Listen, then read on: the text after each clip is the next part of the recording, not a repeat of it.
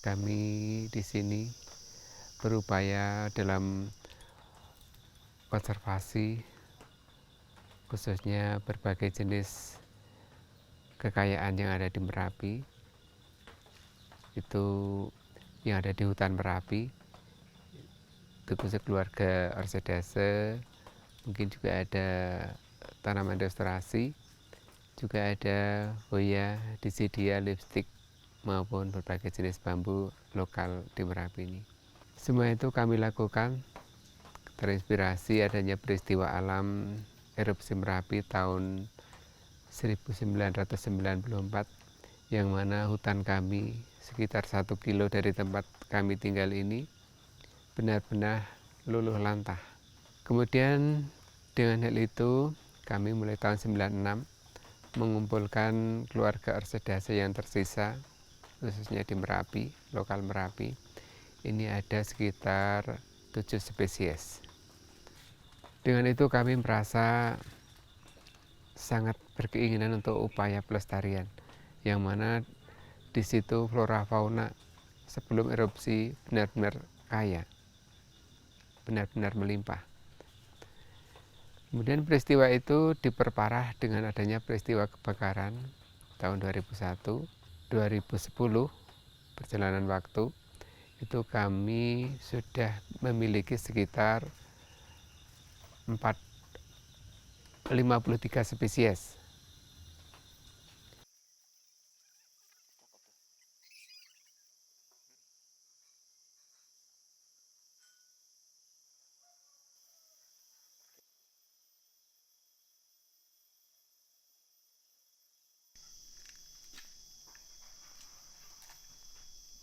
Mungkin orang menganggap suatu hal yang remeh, tapi bagi saya orsedase itu suatu mahkota, mahkotanya hutan.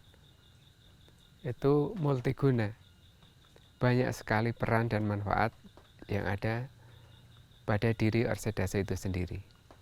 Alhamdulillah ini sampai dengan saat ini kami sudah menemukan di habitat Merapi sekitar 110 spesies.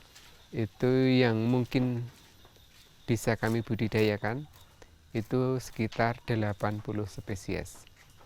Yang lain kami kesulitan, tapi di habitat masih ada.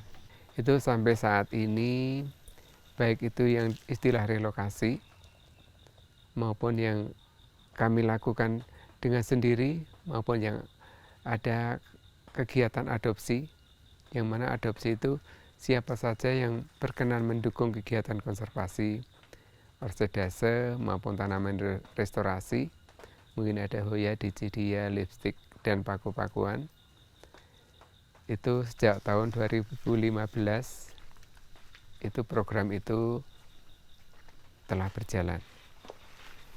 Mungkin secara total yang telah kembalikan ke habitat sampai saat ini mungkin sekitar 525 batang, spesiesnya sekitar 8 spesies.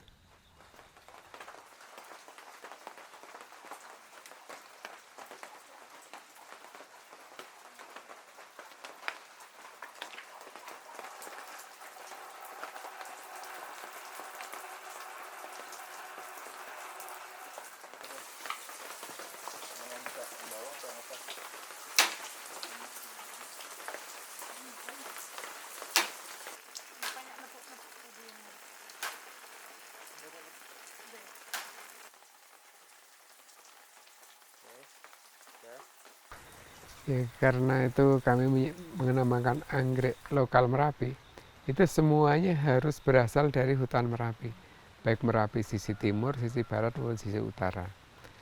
Itu kalau yang sisi selatan, itu dengan sisa-sisa yang ada, atau mungkin sebagian kami juga melihat di habitat yang banyak mana, yang cenderung punah mana, itu kami ambil, kami budidayakan di sini.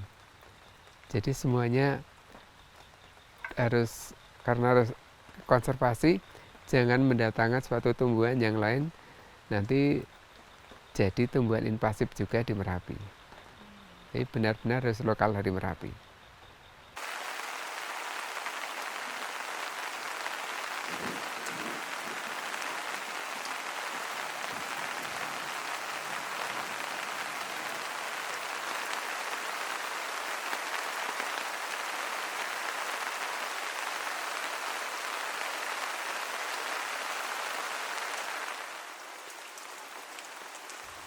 karena Vanda tricolor Merapi itu saya belum pernah menemukan atau melihat bentuk bunga, struktur bunganya, ini kelopak atau mahkota itu flat sempurna seperti Vanda tricolor Merapi.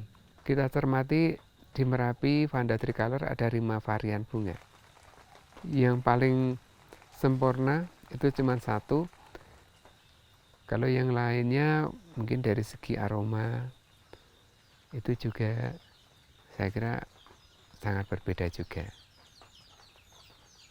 Karena menurut penelitian itu berbagai spesies Merapi, mungkin dari tumbuhan edible pun yang di Merapi, spesies Merapi itu punya kualitas tersendiri.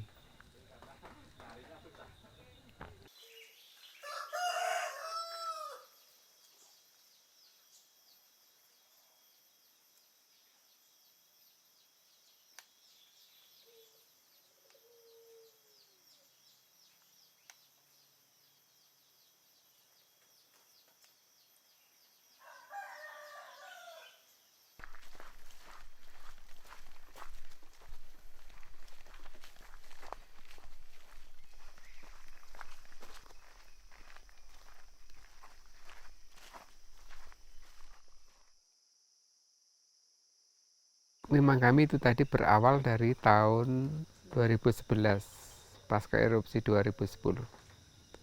Di situ dalam pendataan anggrek kami benar-benar mencermati apa yang bisa membedakan antara anggrek atau orsidase sama rumput atau semak. Mungkin dari morfologinya. Terus dari morfologi itu sendiri, mungkin dari spesies-spesies itu ada perbedaan yang tipis kadang-kadang. Mungkin dari khususnya tentang bunga, mungkin dari bentuk mahkota ataupun kelopaknya ataupun labellum atau leafnya, itu kadang-kadang disitulah perbedaan sedikit. Bentuk daun hampir sama, batang hampir sama, tapi dari susunan bunga itu ada perbedaan sedikit. Itu mungkin nama spesiesnya sudah berbeda. Walaupun nampaknya cuma rumput, di situ ada tumbuh bunga, dan bunga itu ada kelopak bunga, ada mahkota, ada lip atau labellum. Itu bukan dinamakan rumput lagi, tapi anggrek. Contoh anggreknya. Anggrek tanah ya, Pak? Iya. Yang tahun 2011 termasuk temuan kedua di Pulau Jawa.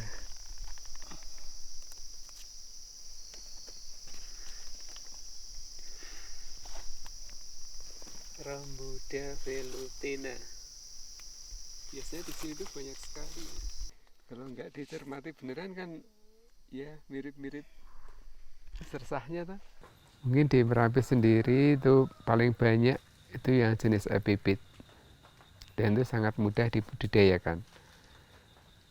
Mungkin epipit yang cenderung mendekati lithophyt itu juga bisa, seperti Vanda tricolor atau Trichotosia ferox.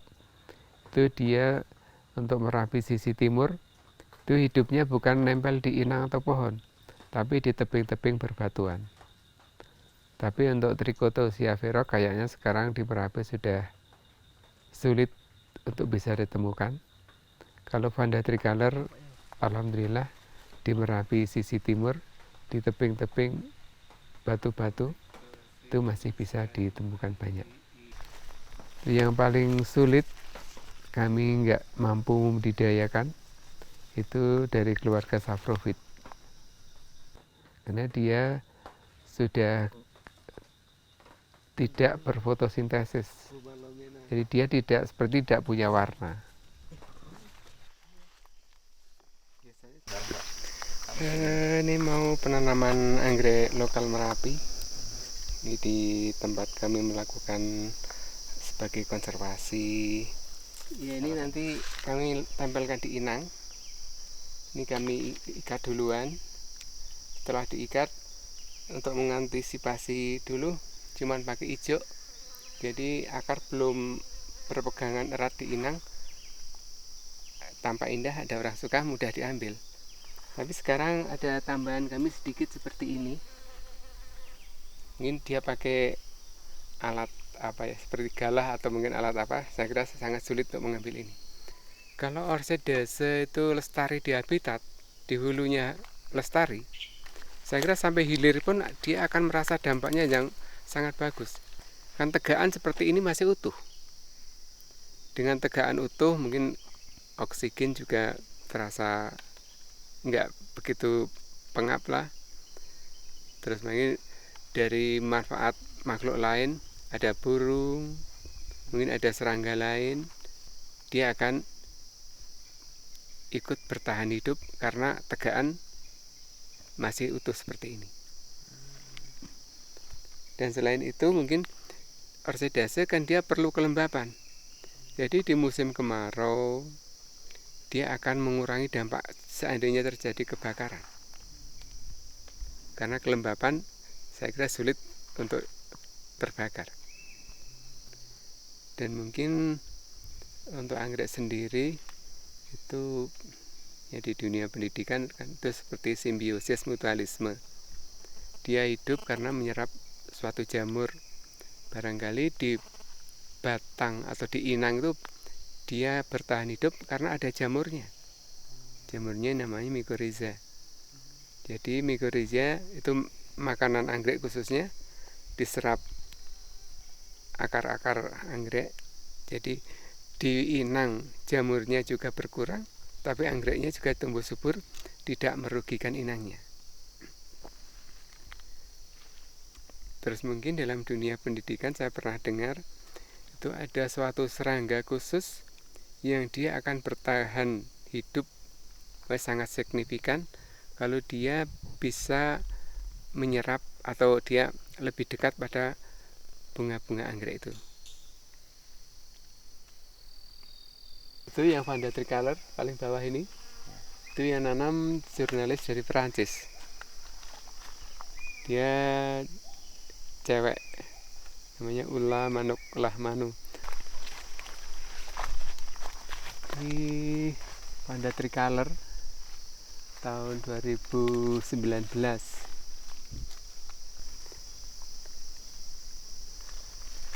Terus yang tanaman tahun 2012 ini di pinggir jalan sana ada 2, tapi di sana sudah saya ganti. Yang ini belum saya ganti. Ini hilang, di sana hilang, di dekat jalan itu ada 3 hilang. Ini hilangnya sekitar 3 bulan yang lalu.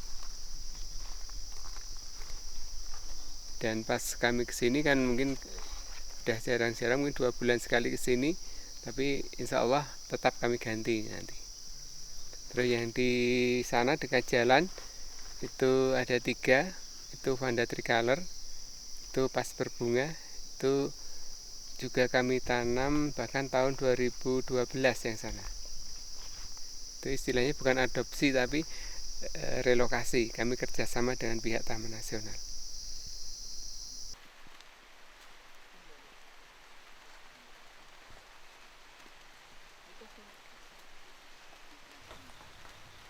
Kalau kemarin kami kan belum punya hak penuh untuk mengawasi. Seandainya ada yang merusak atau dia mengambil, saya kan tidak punya hak untuk memarahi dia atau ngasih tahu sama dia, karena sama-sama saya juga tidak punya hak. Tapi insya Allah nanti kalau legalitas sudah ada, itu ancaman pertama yang utama itu bukan peristiwa alam lagi, tapi semakin terpublikasi itu kalau enggak dikendalikan dengan suatu pengawasan akan semakin rusak juga. Jadi kalau nantinya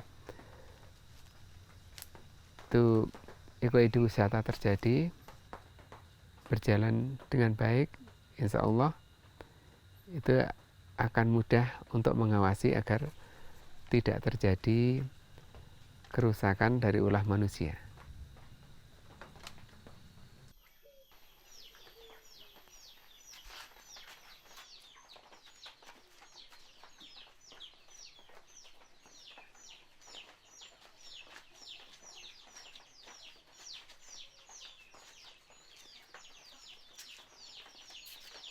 Kalau kita tadi bilang tentang masalah konservasi, saya kira jangan suatu berharap muluk-muluk untuk warga atau tetangga mendukung. Jadi mungkin kami secara terus terang aja, mungkin kalau mungkin menghambat mungkin bisa aja ada. Tapi kalau mendukung, saya kira semoga aja nantinya hatinya bisa tergetuk untuk mendukung kegiatan kami. Kami sangat berharap juga semoga untuk generasi mendatang, generasi kita itu dia mau mencintai dan melestarikan suatu kekayaan yang ada di depan mata kita. Karena tanpa niat yang ikhlas, niat yang beneran, tidak mungkin masalah konservasi itu akan terjadi.